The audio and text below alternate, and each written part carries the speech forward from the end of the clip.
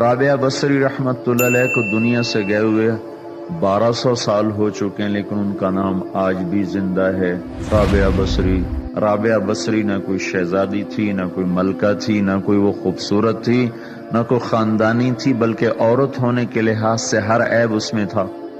ان کی عادت یہ تھی، وہ روزانہ عشاء کی نماز کے بعد غسل کر کے کپڑے بدل کے اپنے خامن سے پوچھتی آپ کو میری ضرورت ہے؟ اگر وہ کہتے کوئی نہیں ہے تو پھر پوچھتی مجھے اجازت ہے؟ وہ کہتے اجازت ہے تو پھر مصلی پہ کھڑی ہو جاتی اور فجر کی نماز تک مصلی پر ہی کھڑی رہتی تھی۔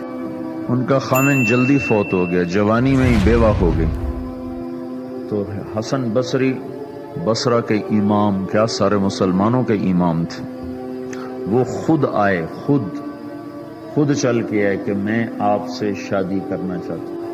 وہ کوئی شادی کا شوق نہیں تھا ان کو، وہ تو اولاد کے قابل نہیں، شکل صرف ان کی نیکی اور ان کا جو اللہ سے تعلق تھا، ان کو یہ لالچ ہوا کہ یہ میری بیوی ہو جائے تو اس کی تو فعل شاید میری بخشش ہو جائے۔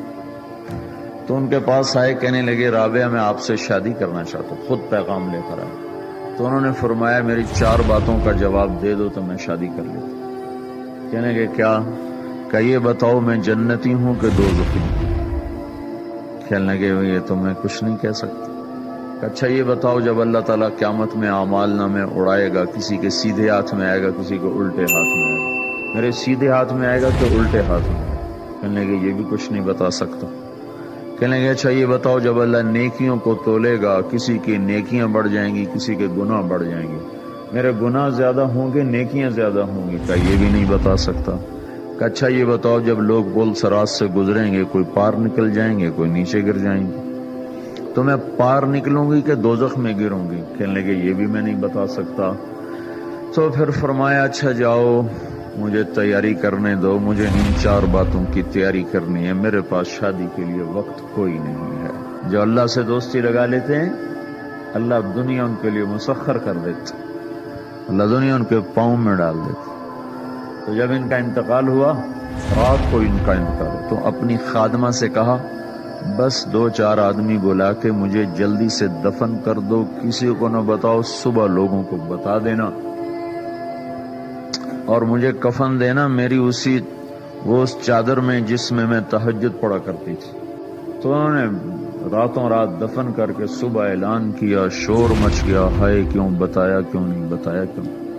تو اگلی رات ان کی خادمہ نے ان کو خواب میں دیکھا، سبز لباس پہنا ہوا، حسن و جمال، سورج چہرے پہ چمک رہا۔ پوچھا آپ کے ساتھ کیا ہوا؟ کہا میرے اللہ نے میرے ساتھ بہت عمدہ معاملہ کیا۔ کہا آپ کی وہ چادر کہاں گئی جس میں آپ کو کفن دیا تھا؟ کہا وہ اللہ تعالیٰ نے اتار لی ہے اور مجھے جنت کا جوڑا پہنایا ہے، اور اس چادر کو اللہ نے سنبھال کے رکھا ہے، جب قیامت کے دن میری نیکیوں کو اللہ تولے گا تو اس چادر کو بھی اس میں تولے گا۔ انہوں نے پوچھا منکر نکیر کا کیا ہوا؟ کہا وہ آئے تھے تو انہوں نے مجھ سے کہا من ربکی، تیرا رب کون ہے، تیرا رب کون ہے؟ تو میں نے منکر نکیر سے کہا جس اللہ کو 40 سال نہیں بھلایا اس کو 4 ہاتھ زمین کے نیچے آ کر میں بھول جاؤں گی؟ کہ جس رب کو 40 سال میں نہ بھلا سکی اس کو 4 ہاتھ زمین کے نیچے آ کر میں بھول جاؤں گی؟